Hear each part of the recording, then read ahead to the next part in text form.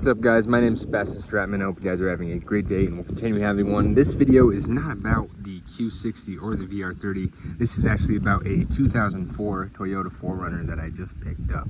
I live in Utah. I'm not going to say exactly where, but here, 4Runners, any of the off-roading cars, they go for a ridiculous amount. But this is something that I've wanted to build. I've had a V6, or really my wife had a V6, and I loved the hell out of it, and I always wanted to do more with it. And now that I have the ability to do more, I wanted to pick up another 4Runner. Everything with the Q is becoming very expensive, and the build is definitely slowing down on the Q, just because every next part is $1,000 or more. So I'm going to start building my little personal daily and slash overland build, and I'm going to go over what I plan to do and what I've already done. So first of all, this is supposed to be a budget build. It's supposed to be my daily driver that if I need to, I can get the hell out of Dodge. But this is a 2004 Toyota 4Runner SR5. This is a sport edition 4-wheel drive with the 4.7 liter V8. This is a unicorn. Unicorns don't come cheap, and they come with some issues, but I was prepared with some issues. I'm prepared to do a lot to this. I'm gonna be replacing 90% of the parts in the suspension if I plan on lifting it anyway, so fuck it. Let's get a fixer-upper. I got this for 8 grand. Some of you may be shocked when I say fixer-upper for 8 grand, but yep, it's Utah, Arizona / Colorado that makes this damn thing so fucking expensive. Little things that I've already kind of added is the taillights. The taillights on the old one were cracked, busted, and all kinds of messed up, so I did add some new taillights.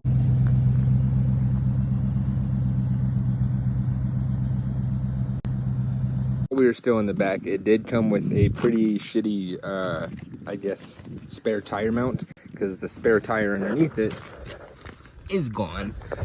It's absolutely awful.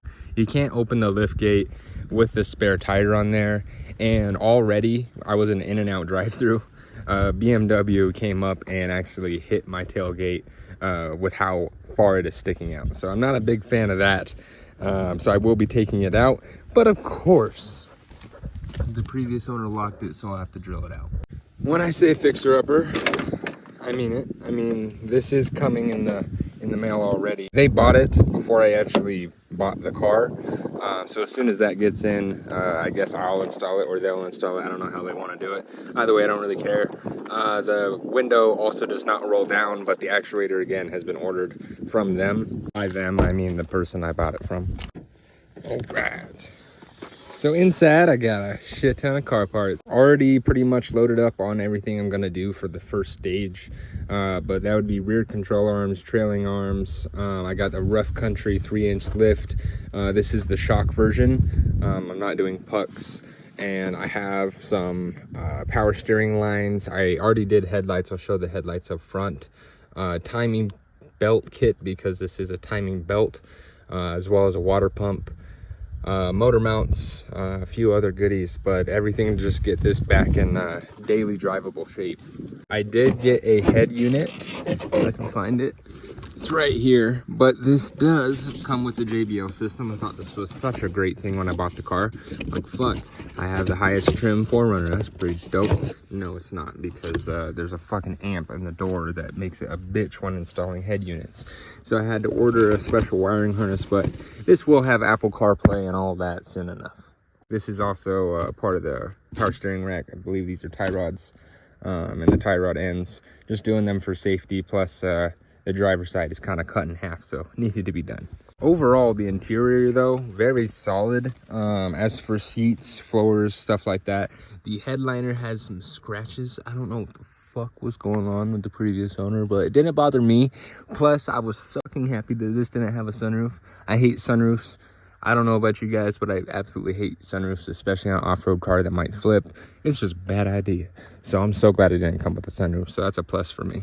Interior wise, I'm probably gonna leave it alone. It's a freaking 4Runner. It's supposed to be off-road / daily, but it does have the JBL speakers. It has about 185,000 miles on it. The dash is cracked, but up top for some reason it is not, so I don't know what's going on over there. This is kind of a mystery. Remote start and a few other things have been installed in this car. although they do not work. I did not install them, but I found the various wiring harnesses and such that would link to a remote start kit, and I do believe they did have a pedal commander at one time, which is completely fine because that's something I'll do. Up front, this does have the, I assume rare, because I can't find them anywhere. I can't even find a price for them to sell, but the 20-inch OEM 4Runner wheels, as well as some really cheap fucking tires. I definitely won't be rocking these for very long. I'll be selling the wheels and then getting some 17s or 18s, and then getting some meaty tire on there. I did get the new headlights. These are just tinted OEM ones, honestly. I also did black out the turn signal and the fog lights just because I don't really need them anymore. The turn signal still works, don't worry. Like, you can completely see through it. It's see-through paint. But not that I really need fog lights with the headlights being this fucking bright. Inside the engine bay, we got a 4.7 liter V8. This is the Land Cruiser engine.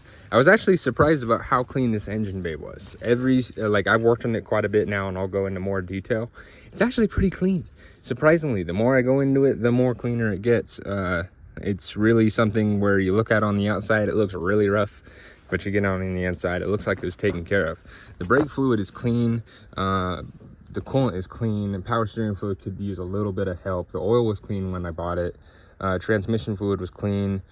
Transfer case was a little low, so we topped that off. But overall, fluid conditions, and as for maintenance, surprisingly very well kept up. They did do the timing belt at 120,000 miles. It is at 185. Could I wait to do it again? Yes, but I'd rather not and just do it now. Did you look at the Carfax? I did. There's nothing on the Carfax. What is on the Carfax is actual maintenance through Toyota, which is kind of funny. They didn't do their oil changes through Toyota for some reason. When they did go to Toyota, it was for their 30,000 mile service, or their differentials, or their transmission, or whatever the case. They did that all through Toyota, so that was great. As for oil changes, the engine seems strong, so I assume that they did it themselves, since there's no record of them, but everything else was done through Toyota. The tint, I didn't do this time. I didn't have to tint my car, which is great. It saves me so much money. But they came tinted, which is super nice. And yes, when I said 8 grand, I did say she was rusty. She is rusty. While you were there, you can also see the Rev 9 catback that I got. It is a, I can't remember. It's a rep of some other exhaust. They didn't actually make it. They pretty much saw the design, remade it, sent it out. It is a rep, but it's an exhaust for a off-road 4Runner. It's probably going to get knocked off. It's probably going to get bent. I don't really care, and it sounds good.